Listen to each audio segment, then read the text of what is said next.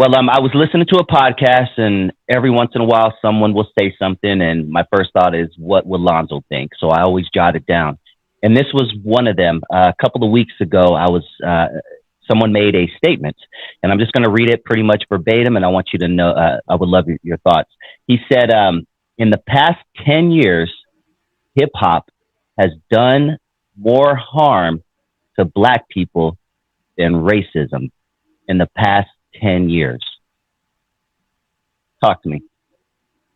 He's absolutely correct. I said it my damn self. Hip hop has somehow or another merged with gang life in some cases, and every fucking racist rule, law, or policy that was once confined to down south has been implemented in various hoods. Simply saying, there's a lot of hoods you better not be caught in after dark in. You know what that is? It's called a sundown town. That's something that they had down south. Still have in some places down south. Your Black ass better not be caught in so and such a town because you might not make it out in the morning. Same, we got hoods like that. If they don't know you, you ain't gonna make it. You ain't gonna make it. I've done a couple of shows, not on this particular channel, about young men who were prominent guys in the community, and bicycle broke down, car broke down. Nobody knew him. He got killed. Why is that? We got segregation up the ass. What do you think this check-in bullshit's about? That's something else. Well, if you come to town, better check in with the sheriff. Okay, look, watch your old cowboy movies. Gotta check in with the sheriff. Same thing. When you talk, it's same thing as the mafia movies. Better check in with the local mob boss. Well, I'm just coming to make some money. Well, you can't make no money in my town unless I get a cut. That's basically what it boils down to: extortion. They want some money. You come to a certain town, which if you go to a certain town, if you come in to play the Forum, you're probably gonna stay on Century Boulevard. If you go to the Forum and come to town, go to Century Boulevard, come down Manchester, and play the Forum, you ain't got to go to the hood. If you go to the hood, it's because you chose to. When you get to the Forum, you're gonna have so much security, it's gonna be a damn shame. You're probably gonna have they're probably gonna have extra security at the hotel you staying at because you're there. So if you out in the streets and trying to mingle with places you ain't got no business being, places you probably wouldn't go in your own hood if you was back home, but you come to LA and try to get that rep, you might get tapped up, especially if you do it with too much jewelry on. That's already been proven. But you try to come to LA and flex and get but here's the problem.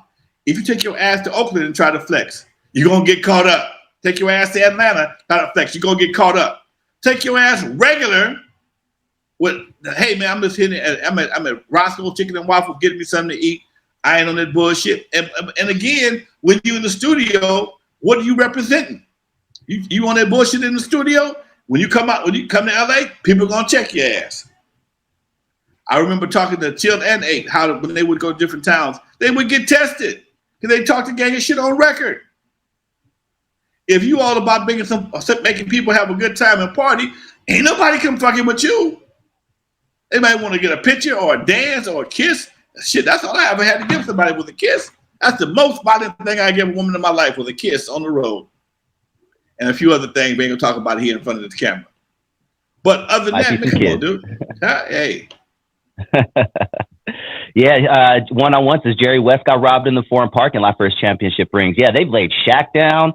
Man, so many, you could get laid down in California, dude. And the thing is, you said, Lonzo, you don't got to go to the hood. I travel around a lot. I've seen so many parts of this country.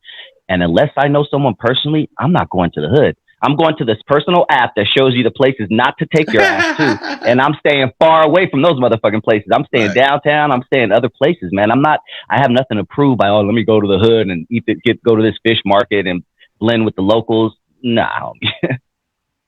It just is what it is, Doc. Unless I know someone. But let's move on. There was something I wanted to ask you. Actually, you know what? Let's get into some questions from the audience.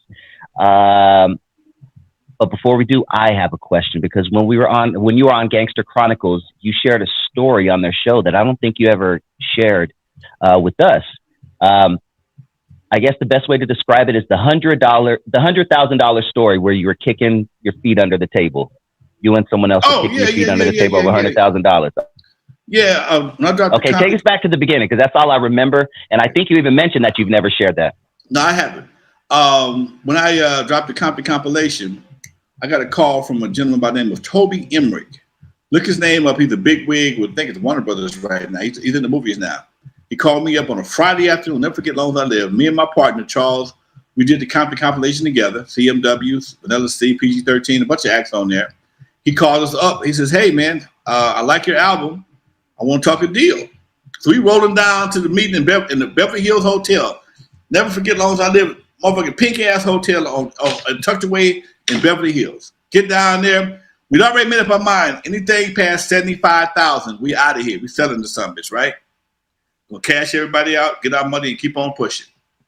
We get to the restaurant. He said, look, man, I'm in a hurry, folks. We don't have a lot of time to haggle. I'm offering you guys $100,000 for the album.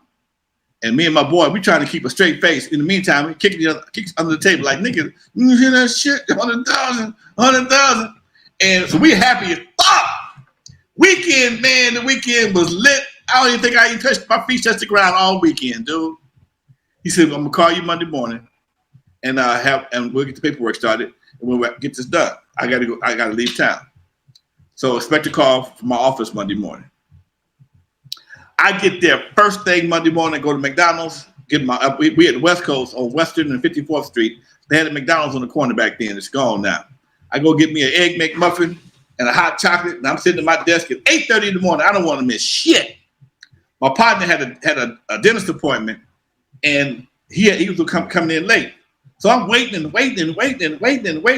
He called in on the way in. They call yet? No, man, they ain't call yet. It's about 12 o'clock. He comes in the office. We trying to figure out what happened. So we called down there. We couldn't get him on the phone. I don't really have his number. I don't have his direct line. So he wasn't in town, so I couldn't catch him. So we never got the call. And we couldn't figure out what happened, man, because it was a done deal. It was done. And one of my and a few years later, after we shut West Coast down, I saw one of the ladies that worked there. I was paying my Spectrum phone bill, my cable bill, and she saw me, and her face just got real red, like, "Hi, Lonzo. Hey, I left my purse in the car. I'll be right back." And she got in the car and she burnt out. She just took off. And I like, damn, that was kind of weird, because I ain't mad at it. I don't know nothing. I don't know to be mad at it, right? So shortly after that, I was talking to another partner of mine who I'm still in contact with that worked at West Coast. And I told him about the story. I said, man, I saw your girl at Spectrum. She was acting real funny style, man. What's happening with her? She probably thought she was going to whoop her ass. Why am I going to whoop her ass? You didn't know? Know what? That call you was waiting on for West Coast? She told me you guys had changed your mind. Huh? Yeah, I answered the phone. Sylvia Rohn called West Coast to and asked for you, and Lisa said she'll take the call and told Sylvia that you guys had changed your mind about the deal. Yes, sir. And you don't remember why, correct? Like there was no rhyme or reason why? Well, you gotta understand, she worked for Egyptian Empire, which is Egyptian Lover, which is basically Uncle Jam's army. And that rivalry was a mother. That rivalry it is a motherfucker. And they couldn't stand to see us come up like that. She was from that mindset. You know, I would have never did that to nobody else, but she thought it was funny. She thought it was funny. That's some shit a motherfucker die over. I'm glad it didn't get to that, but that's some. I'm so glad. It was maybe 5-6 years when I found out the whole story. Because I saw her, I didn't see him for a minute. Then I told him I saw her, and you know how she was acting, and he explained to me, "You didn't know what happened." I'm like, she probably thought you could whoop her ass. For what? Then he told me the story. And I'm sitting there, man. The guy had to call my partner and tell me, you know, that bitch canceled that deal. I never saw her again. But I also found out she was the main reason why we got ripped off of West Coast, because she was doing a bunch of other shit too.